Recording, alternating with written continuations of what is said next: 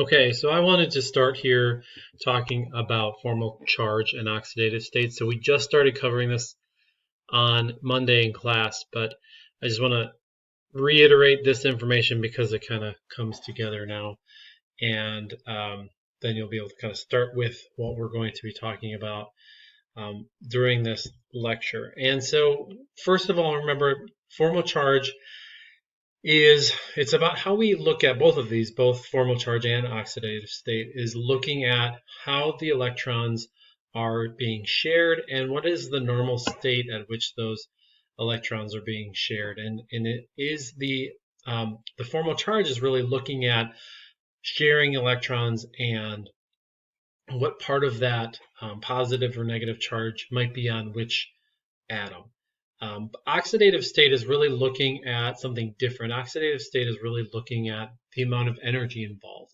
So when we oxidize or reduce things, it changes the energy of that system. And it tells us a little bit about that specific atom and how much energy is associated with it because of that electron that's involved.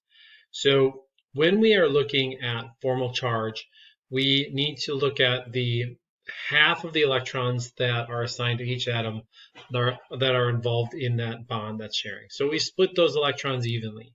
Oxidative state, we're looking at all the electrons are assigned to atoms with higher electron affinity. So if we have identical atoms like two carbons sharing electrons, those are going to split evenly just like they do in the formal charge.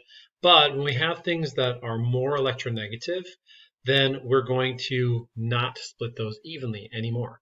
For electronegativity, we want to look at the periodic table. And for our purposes here, we are going to only really need to look at this part of the periodic table. For organic chemistry, we don't really need to look at the whole periodic table. So we start with our star element here, helium, and we're going to have that be our stage, right? Remember, we talked about this on Wednesday. And when we're looking at different electronegativities, what we're going to do is draw lines through the corner of our stage, right, of our seating chart here. And these elements are going to be in different sections. So if we have a first row, second row, third row, and fourth row, and fifth row. So these different rows are going to indicate the different amounts, approximately different electronegativity values. So fluorine is going to be the most electronegative element within the periodic table. And then when we get to oxygen and chlorine are next, nitrogen, sulfur, hydrogen, carbon, phosphorus, boron, and silicon. So basically what this means is anytime there is a connection between a carbon and oxygen, or an oxygen and a fluorine, or a nitrogen and a carbon, there are going to be differences because we jump from one of these lines to another. And anytime we're jumping from one line to another in this periodic table, from these kind of different lines, we know that there's going to be a polar bond, which means that electrons are being pulled from these molecules that are higher up this food chain, the electronegativity food chain. Remember, when we go across the periodic table, somewhat counterintuitively, as we go across, we are adding protons. But because we're adding protons and those shell sizes stay relatively the same, there's more of a pull on the electrons, and those clouds actually get smaller. And because those clouds are getting smaller, when fluorine, for example, is sharing electrons in that cloud, there's a really high dense positive charge in the nucleus. And an electron that's being shared by chlorine, for example, or carbon, for example, is going to get pulled more towards the fluorine because it has more positive charge in the middle than carbon does. So those electrons are getting pushed towards that one side. So there's electronegativity. So now in the formal charge analysis, electronegativity doesn't play a role. So formal charges, we're just going to look at the electrons and how they're shared. So let's look at these two oxygens, for example. So this oxygen, it has 4 of its own electrons, and then there are 4 more electrons, and it's sharing 2 of those within the 4. So we have 6 electrons total. And so we know that if we look at the periodic table, the number of electrons that are starting with oxygen, right, we have 8, 7, 6. So we start with 6, and in this element we have 6 still. So the formal charge here is 0. Now if we go down to this oxygen, we have 1, 2, 3, 4, 5, 6 unpaired, and then 1 from this shared bond. So we have 7 electrons. Again, I just mentioned we normally start with 6. We add an electron. That gives this a formal charge of -1. So then we should put a -1 here in this spot so that we know that this element is negatively charged.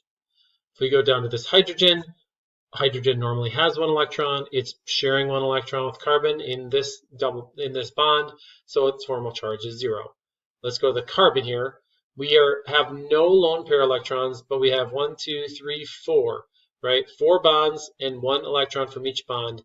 We start with 4 electrons in carbon, and we can show you that here.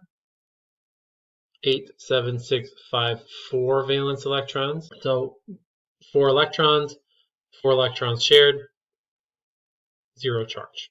So this is how you determine the formal charge, and that's where you would place on negative or positive charges on different atoms. Oxidation state is more a discussion about the energetics of that atom within a molecule and how it's sharing or not sharing electrons. Now you see here how those circles have changed, where here we're splitting these in half. Here I'm circling that atom, and if it's more electronegative, oxygen is more electronegative than carbon, so I'm giving them all of these electrons within both the bonds and lone pair. So here we have 4 lone pair electrons and then another 4 electrons that are being shared, but since this is more electronegative, we're giving all of those electrons to oxygen. So the oxidation state here, right, we start with 6, we add 2 more electrons, so that gives us a -2 oxidation state. Down here, if we start with 6, we still have 8 electrons. The oxidation state is actually the same. So the formal charge state is different between these two oxygens, but the oxidation state is similar.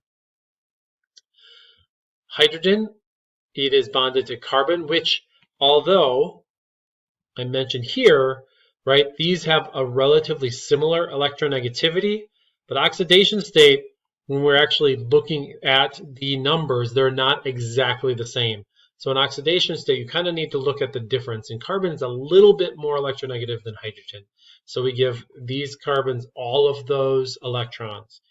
And really, we start with 4, if you remember, 4 valence electrons for carbon. And right now it has 2. So we have an oxidation state of +2 because it lost 2 electrons to these other oxygens.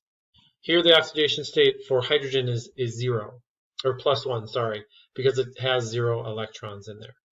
So here we have all of the electrons are assigned to the atom with higher electron affinity. So there's an example of that. So this description and going through the Lewis structures, it's a good method for the beginning to understand how these atoms work together to form molecules. It only deals with the valence shell electrons because those are what are accessible. And in organic chemistry, we're really only looking at the octet rule. Typically, we're not going to talk about phosphates or other transition metals that maybe can have more bonds associated with them, because it would then be able to get into those d orbitals that are further away, and there are more possibilities there for bonding. So the Lewis structures, though, do not explain the geometry. And a lot of this class is going to be thinking about and interpreting some of the things that are occurring because of the geometries of these molecules. So they don't explain the geometry. So these are just examples of Lewis structures for carbon dioxide, nitrogen dioxide, methane, water. But we don't see those shapes, which are going to be important for their functions. So in order to get really good Lewis dot structures, here are some just kind of rules for how to go about generating those. And first, and I will kind of walk you through some examples of this. But one of the big helpful things is to make sure that you know, first of all, how many valence shell electrons are involved in all of the atoms that are present in the molecule. So once we know the electrons, the number of valence electrons, we want to start the skeleton with the atom that needs the most number of bonds. So typically in organic chemistry, that is going to be a carbon. Then you can determine how many remaining electrons that would need to create an octet. So create octets with the other atoms by sharing them. In the leftover electrons, you can place them in the central atom. If the central atom stored electrons, use lone pair of electrons from different atoms to create multiple bonds.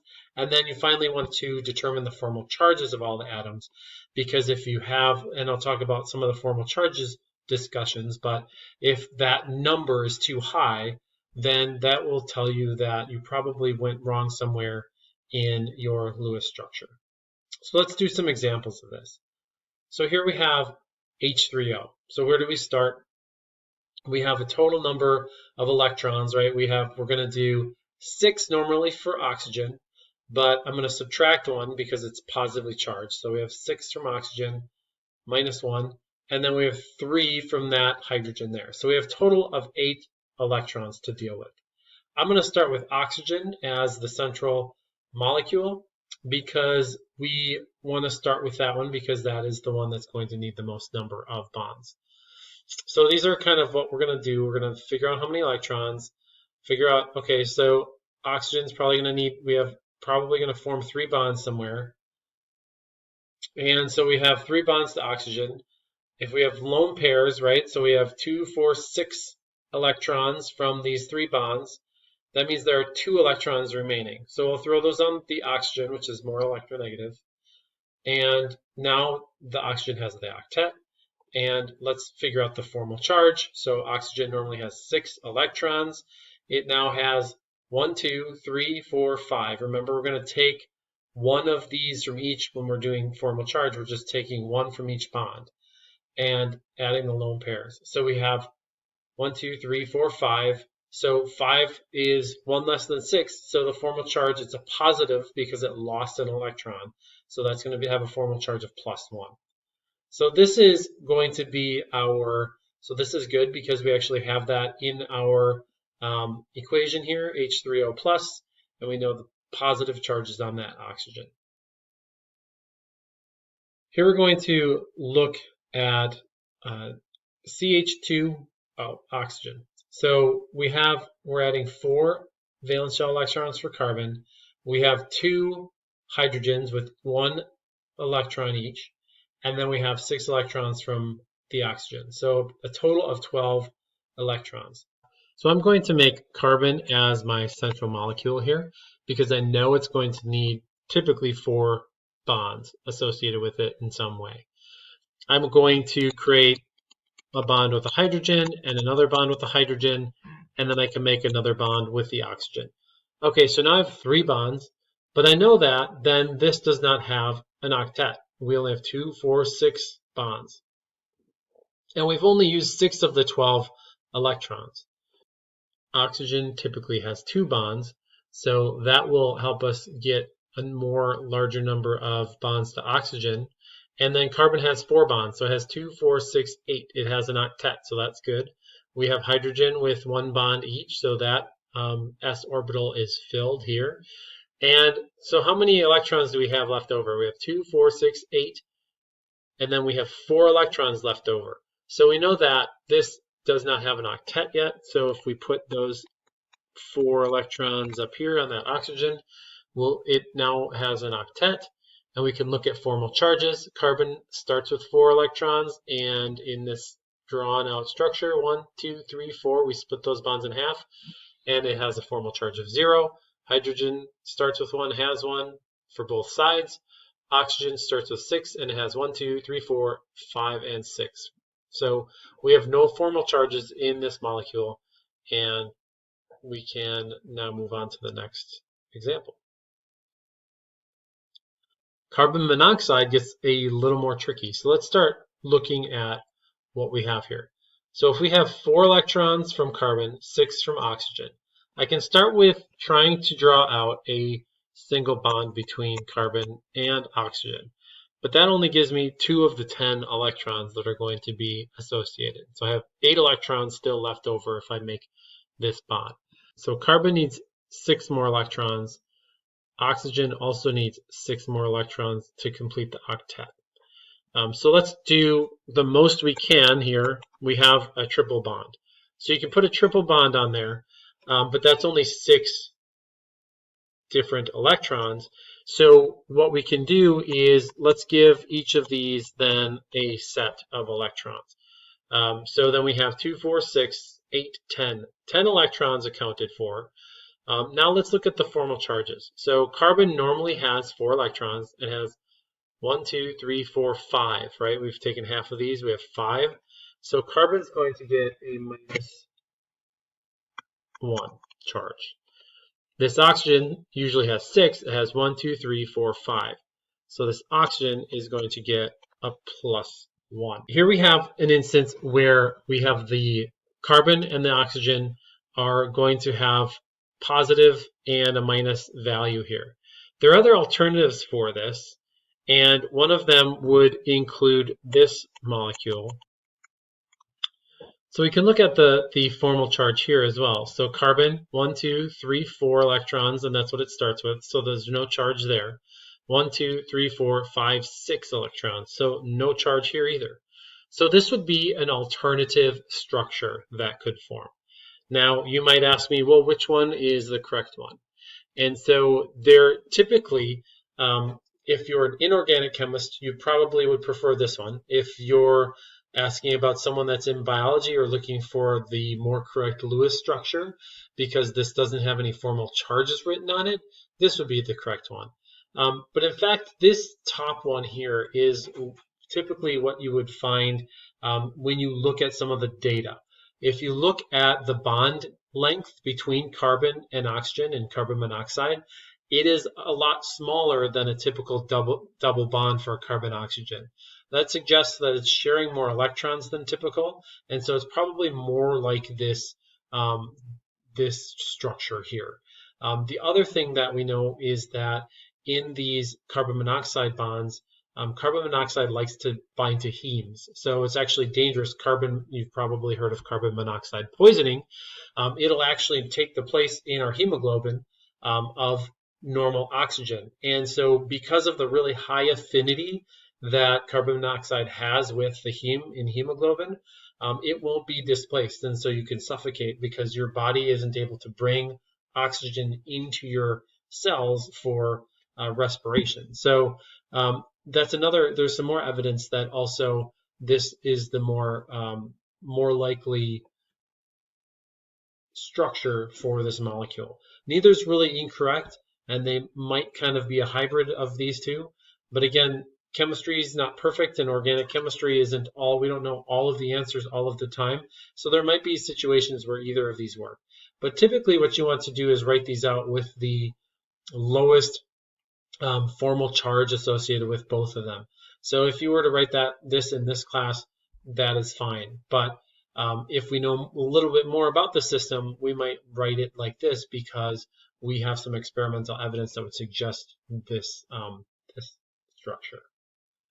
So when we look at the molecular geometry, this is really important because when we start getting into some of the shapes of these molecules, they're going to help us describe and understand some of the reactivity that they may have. So there's different ways of looking at them. This is the ball and stick on the top. This is the space filling models on the bottom here, but they're helpful for understanding the shapes of these molecules.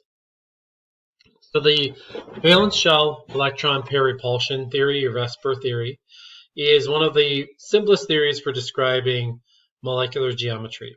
So if we have a carbon, for example, and oxygen's on the outside, if you were to put together using your kits, you would see that those oxygens on the outside have double bonds with carbon. And because of that, there are two domains of bonding. So those double bonds on either side, there are two domains on around that central carbon. So when we have those two domains, those electrons within those bonding domains want to get as far away from each other as possible. So that's the valence, that's the shell electron pair repulsion idea. So the idea that those electrons want to be as far away from the other electrons as possible. So if we have two regions, that is going to be 180 degrees. If we have three regions, that's going to be 120 degrees on a flat plane. When we get to four, now we're talking about a tetrahedron. And so this is a three-dimensional shape that has 109.5 degree bond angles. If we add 5 domains, now we're at trigonal bipyramidal. And when we get to 6 domains, it's octahedral. So these are 90 degrees and 120, and then we add one more that's 90 degrees. So in really large atoms, we can have multiple angles for bonding, such as these octahedral arrangements. But in organic chemistry, mostly we're going to be talking about linear, trigonal planar, and tetrahedral. And that's usually when we're talking about something that is in carbon singly bonded as a tetrahedral. If you have a double bond, around that double bond, we're going to have trigonal planar orientation and geometries. And then if we have triple bonding, so single bond, double bond, and triple bond or two double bonds, you'll have linear organization. So this is mostly what we're talking about here in organic chemistry. Not going to get into any octahedrals. Sometimes we will if we start adding phosphorus. For example, we might get this trigonal bipyramidal shape. So in this theory, in order to determine what shape we're going to get, we need to determine how many non-bonding electron pairs there are going to be. Single bonds, double bonds, and triple bonds. So that's going to indicate what that shape will end up being in the end.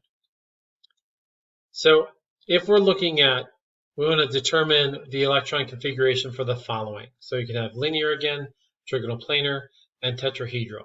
So draw these Lewis structures out and then organize them to figure out what's your central atom going to be. That's usually the atom that has the most number of bonds associated with it. And then what's the shape associated with that. So I'll give you a second to draw this out and try to determine that.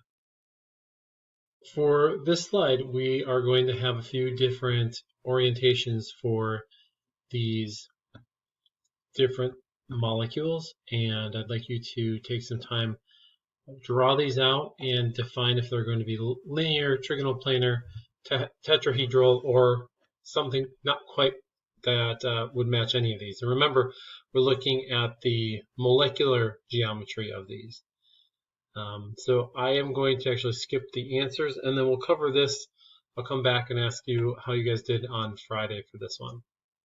So we chatted a little bit about this on Monday in terms of atomic orbitals, and they are combined to hybridize into different types of orbitals that then have these various orientations that we just spoke about. If we have an s and a p orbital that combined as atomic orbitals, we will get two sp hybrid orbitals. So when we start with two orbitals, we'll still have two orbitals, we just have two sp orbitals. When we have two of those sp orbitals available, the orientation when that combines with something else will be linear because of how many things that can be associated. We can go back to this figure here. If we have two orbitals, they will be as far apart as they can, and so this is a linear version. When we have three orbitals, they will be spread out as far as they can, and we'll get trigonal planar. When we have four, then we'll have a tetrahedral shape. So this is where we have the linear formation because we have three orbitals. When we have one s orbital and then two p orbitals involved, then we'll have three different hybrid orbitals. They'll all be, these 3 orbitals are sp2 hybridized. That's when it's trigonoplanar, as I showed you before. And then if we have 1s and 3 p's, we'll have 4 hybrid orbitals, sp3 hybrid orbitals. That is when the shape will be tetrahedral. So here's the example of an atomic orbital if we have 1s and 1p. So we have 1s and 1p orbital. When we hybridize these, now we're taking essentially, there is what happens are we get a positive and a negative form of this this wave function. So it's kind of like if you think about positive or minus frequency, or you're thinking about in terms of calculus when you have a negative value under the curve, right? Because these are wave functions. So there's a positive amplitude and a negative amplitude for that wave. So when we combine these, if we combine the positive form of the s orbital, we'll enlarge this right half, for example, if that's positive. So this part gets bigger, and where the negative amplitude, this is going to get smaller. And then when we make that other form, we add the negative and the negative values, that lobe gets larger. So we'll end up with 2 of these kind of lobes, and then when we combine them, right, if that's the node right here, we combine those, that's the nucleus, then we get these kind of get covered within this other lobe. So these are 2 sp hybrid orbitals, and so this is the center of the atom, and then this is where it can make a connection, and then it'll make a connection 180 degrees the other direction. When we combine 1 s orbital and 2 separate p orbitals, we'll end up with these 3 different orbitals, these 3 sp2 hybrid orbitals, that will give us 120 degree angles that spreads out these orbitals as much as possible and the electrons within them. So we get these 3 orbitals, and then when we combine them into that nucleus, we can see that we get 120 degree angles where those hybrid orbitals are, and we can bond at those 3 locations. And this is the sp4, so we'll have an s and 3 p's in the x, y, and z plane. When we combine those, we get these different now new lobes forming in the corners of this tetrahedron, and we get 109.5 degree bond angles. And that's why when we have carbon here, we'll have 4 things that'll bond to it in those 4 different locations. So we get, for sp3 hybridization, an example for carbon, a lot of times we'll produce 4 equivalent hybrid orbitals. So those 4 orbitals have a similar amount of energy. So if you remember from Chem 131, we talked about energy and the different, remember those are wave functions, and those wave functions have energy associated with them. So s orbital has a lower energy, and the p orbital has a higher energy because it's a more it's a different shape, and it has a node in it, and that's a higher energy wave function. And so that higher energy wave function is going to be, right, as higher energy compared to the s orbital. When we combine these and create 4 new orbitals, it's an intermediate energy.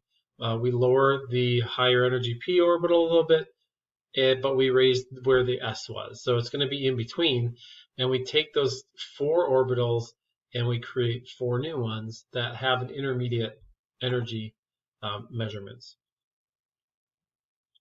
So we can see here from, this is just kind of looking again at the sp3 hybrid orbitals with an example of methane. You can see that those hydrogens can come down, and the sigma bond is created when the orbital of the electron in the hydrogen overlaps with the sp3 hybrid carbon orbital. All of these bonds will be 109.5 degrees, and this is what we'll see for sp3 hybrid orbitals. So if we know that a molecule like carbon is bonded to 4 other things, we know that it's going to be sp3 hybridized. What we have to do if we want to make a double bond with that carbon to something else, we have to unhybridize one of those orbitals. And when we do that, we will typically have, then we can create the sp2 hybrid orbitals, right? Which we talked about were trigonal planar. So there'll be a flat kind of plane. There'll be 120 degrees on that plane. And then we have unhybridized orbitals above and below that plane that will be a part of what is going to form this pi bond right here. So we always have to have a sigma bond first, which would be involving the sp2 hybrid orbitals, and then the pi bond is going to be utilizing the unhybridized p orbitals from both of these carbons, so that electrons can flow through that whole region. So this is now this was a lot of an overview of what we should have already been able to cover within the class, within 132 or Chem 131 and or your last chemistry class. If we're going to go from now this is a double bond, if we're going to make a triple bond, then we can unhybridize one more of these p orbitals and have another bond to the side and behind. But for carbons, that's the most number of bonds we can do is 3. So we'll now talk about some of the different ways that we can represent these organic molecules. So there are a lot of different ways that we can do it. Structural formulas, the full atomic structure, every atom in the molecule is shown. And we kind of can put together the hydrogens if we know that they're kind of clumped together on these carbons, for example. But this is kind of giving you the general structure using just this written out all of the atoms. Just writing out all of the different atoms. So here are just some examples of just a carbon-based, carbon-hydrogen-based group. Here we have added some nitrogens. Here we have some ring structures showing you every one of the bonds and all of the carbons and molecules. So the structural formula is found here.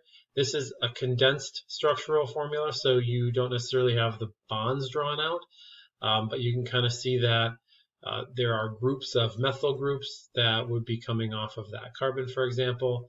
And so it's just a condensed version of that. So it's not all written out in longhand form here, but we still have all of the carbons, hydrogens, nitrogens, oxygens written out. But we've condensed it, and if there are chains or things that come off of other molecules, we kind of put those in parentheses and brackets, and those are groups coming off of that main chain. More commonly, we are going to start using line diagrams because it gets bulky and complicated to kind of look at when we have all of these hydrogens sticking on the ends. We know when we're working with organic compounds that hydrogens are going to be present on our carbons, and so we know that everything has an octet, so it's not necessarily required for us to have to draw those out. So then we get into simple line diagrams, and where people have problems with this is every single corner and end is a carbon. So here's a carbon here, and here, and here, and here, and here. Some people forget that end one is a carbon. And so we don't have to ever draw any of the hydrogens unless we want to draw it out there to bring focus to it or to look at it, how it's going to behave in a chemical reaction. So this is an example of how that molecule here is actually represented just using lines. Now with double bonds, right, we still have the double bonds here, but now they're just drawn within that line diagram. So this is representing the same thing. And we can get to a lot more complicated line structures, right? So we can just kind of have cyclic molecules. This is an example of a cholesterol-based molecule. So these become really helpful when we get into some bigger molecules so that we don't have to draw every carbon and hydrogen, and it gets really complicated to kind of look at and identify different parts of the molecule if we have these hydrogens that are really not doing too much a lot of the time, but making the picture more complicated. So I'm going to give you a quick example of how to use ChemDoodle. And so what we're going to do is I am going to open up ChemDoodle. So the first step in getting ChemDoodle is going to chemdoodle.com, and you can download, if you go down to the bottom of the screen there, you'll have different versions. So we're at 11.00, 11.0.0. Download, there's a Windows version, a Mac version, or a Linux version. So you can download whatever software that you are using, and then you will click on the button on the bottom that says I have a site license, and you put in your lakeland.edu email address, and then you can they'll send you a code, and then you put your code in, and you can download this onto 2 computers. So every year around June, we have to purchase the software package, and so that everything resets, and after that you'll have to put in your email address and get another code. So some of the kind of basics of drawing these line structures on here involve this button right here. So you can select, here's the periodic table shown here. So if I want to draw carbons out, you have to create that first carbon, and you can then select lines, and you would pull and drag it down, and it will kind of pull up. As you click it, it'll just create another line. So that's a quick way to make a long chain. Another way is by looking at using this button down here. We can make longer chains. So I click the button, and I can pull and drag it out. I can make it 18, 21, however long I want to make it. Let's say I want to add some different types of molecules on the end. Oxygen, I want to make a double bond. We can click on this and select this whole bond and make double bonds. So there are a lot of options here, and I encourage you to, if you have not done so already, mess around with this program. We can make different types of benzene ring, for example, or just hexane.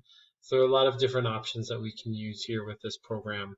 I will also, in our Blackboard space, put some videos that we had used for Chemistry 131 in case you want to review those and go through some of this process for using this software as well. So for ChemDoodle, I'll expect that you are able to use this and that you do utilize this for generating any figures that you would use for your laboratory posters that you might make.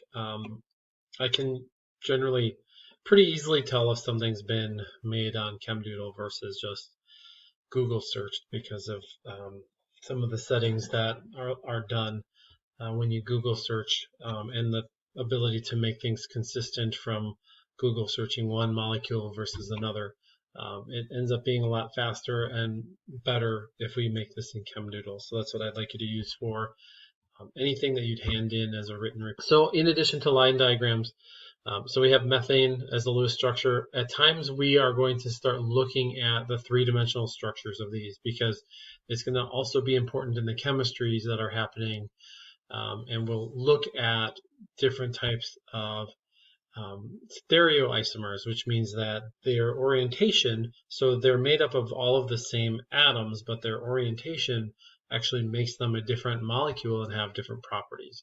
So when you see this type of line diagram, these straight normal lines are just going to be on this plane of the paper. But when we have this dashed line, it means it's going back into the paper. And when it's shaded like this, then it means it's coming out of the paper towards you. So this is another three-dimensional way to kind of demonstrate on a two-dimensional space a three-dimensional structure. So a little bit more about bonding and some of the different types of bondings. I did mention earlier, right, we talked about the carbon monoxide and the different bond lengths. So typically ionic bond lengths are going to be defined when we can see using different data to examine the distance between the nuclei. If we can see that those sums of the radius are basically like two hard spheres, that's when we kind of define that as an ionic bond. Covalent bonds are a lot shorter than ionic bonds. And so we have those overlapping, and the merging is going to dictate some of that strength of the bond. So these are typical bond lengths. Hydrogen and carbon, for example, of 110 picometers. Carbon-carbon's a little longer because, again, the carbon and carbon molecules are atoms are themselves larger at 150 picometers. So you'll notice we go from 154, we get a double bond to 134, we get a triple bond to 121. So what we can tell is that when we go from a single to a double to a triple, that bond length decreases as those electrons are being shared and those atoms are being pulled together. So the difference again with when we're talking about ionic bonds versus covalent bonds, we won't talk a ton about ionic bonds in this classroom, but basically there are electrostatic interactions that are at play here. For example, this sodium would pull an electron towards a bromine, and you can see that that sodium becomes charged, positively charged. You think about where that is on the periodic table. It's got a full octet in this case, but it's lost its valence electrons, so it's fairly stable ion. And the bromine now has a full octet as well. And then those two atoms will be able to interact with each other, more of this kind of hard sphere model, but they'll be able to interact because it's a positive and negatively charged ion. The ionic bonding energies, sodium here is found on the far left, and then the chlorine is on the far right. So this has a very low ionization energy, and this has a very high electron affinity. So there's a lot of the dynamics of this reaction are going to allow this ionization to occur in this instance. So it's really common for metals and nonmetals to interact through ionic bonding. So what do you think? Why do you think the red or orange elements would have a low ionization energy? So this is another question I would like you to answer for Friday, and we'll just discuss what you have to say about that. So I want you to take a few seconds to look at the question here and some of the compounds that are listed below, and determine if they're going to be ionic or covalent bonds between the different atoms. So again, this is just kind of fill this out and bring it to class on Friday. So far we've talked about ionic bonds and covalent bonds. There's a middle ground where we don't share those electrons equally, but we're still sharing them. So these are called, this is the polar bond. And so we talked about this a little bit in class on Monday as well. And this is where we talk about this. Here's the periodic table. This image we've cut off and other noble gases, but the helium is in the corner here. I drew a star around it earlier. And so we can see that that first row is fluorine.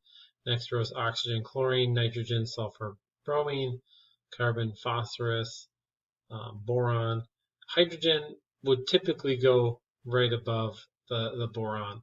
And so you can see when we were talking about looking at oxidation numbers, this 2.2 is a little lower than the 2.5. So carbon does have a little bit higher of electronegativity. So when we're talking about oxidation again, we would say that carbon would get those. So this is a nice chart to determine, what the electronegativity values are going to be between the different atoms. So because these are pulling slighter towards the oxygen in, for example, water, that's what changes the chemistries here. We have a bent shape because we have non-bonding pairs of electrons here and here. So we have those different groups that are not part of that the molecular shape, but it does not necessarily involved in bonding, but it does change the molecular shape to this bent shape. And so when we have this this hydrogen, the oxygen is not evenly sharing these, and so the electrons are getting pulled towards the oxygen more. So that becomes more negative towards the oxygen and more positive towards the hydrogens. So when we have uneven sharing, that's when we're referring to polar bonds. Hydrogen bonding is a special type of bonding because we come to this, we have this bare proton here. The electrons associated with this hydrogen, this oxygen, both of the electrons are pulling towards more towards the oxygen. And since there's only one kind of region where this hydrogen has electrons, if they're both pulling away, we get kind of this bare back that's positively charged with the hydrogen. It becomes very strong bonds that then can be made. These intermolecular forces, these hydrogen bonds as they are called, that can do a lot of things within different organic and biomolecules. Again, a quick little learning check. I want you to think about if the this blue middle part was either a sodium or a chlorine.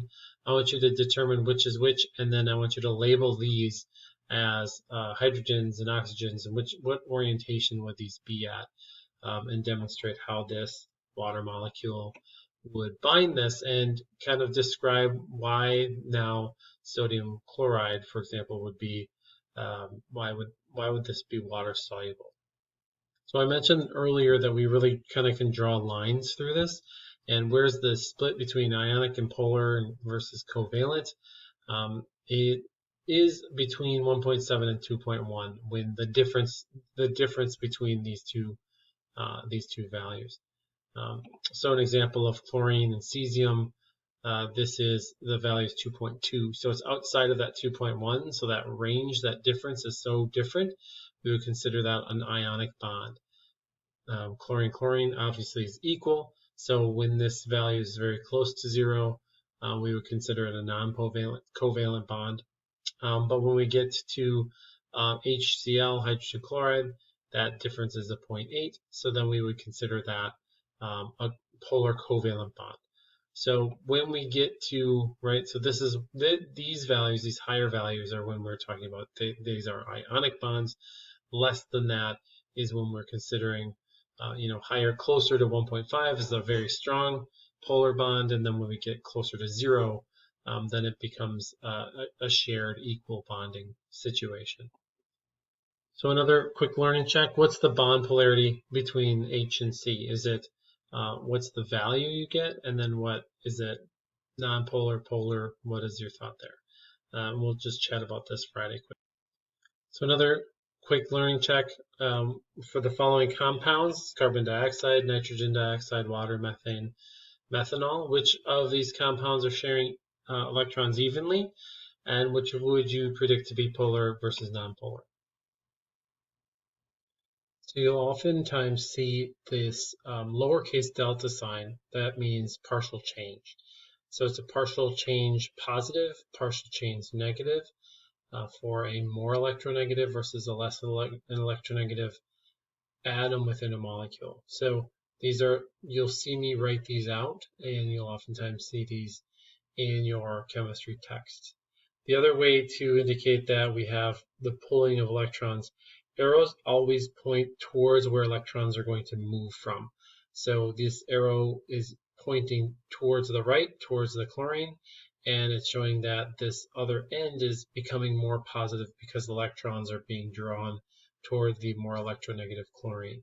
So these are the different ways that we are going to indicate that within our molecules. And I encourage you to start to work on identifying the molecules that are within polar bonds, because that is going to indicate then what next steps might be available for a different chemical reaction to occur. So another term is dipole moment, and that's the magnitude of that charge and distance between the charges. So this is going to indicate the difference in the electronegativity and the distance of the bond length. So those are important terms to kind of understand. So thinking about this experimentally, it's really determines by how the molecule reacts in an electrical field. And it's typically measured in units of divide.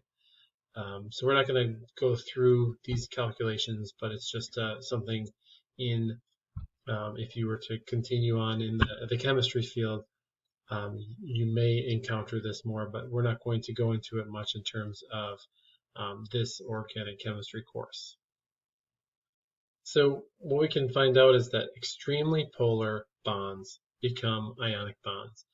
And when we have carbons that are positively charged, we call them carbocations. And when anions, when they're negatively charged, negative carbon atoms are carbanions.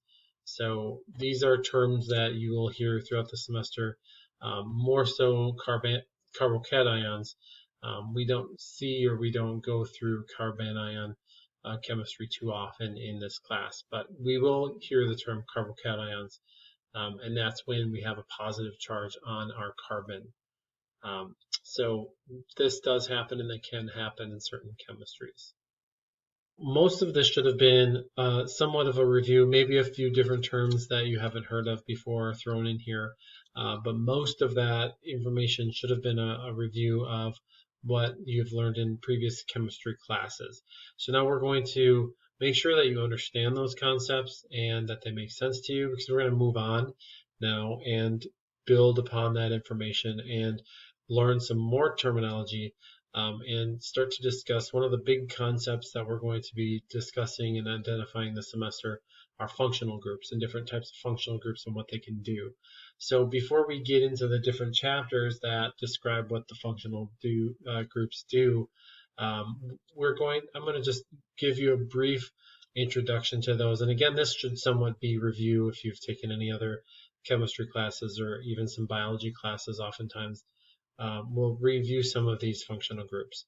But that I'm going to create another video and on functional groups, and then so we should be fairly close to caught up then with kind of reviewing what may be past information before we move into the organic chemistry content a little more.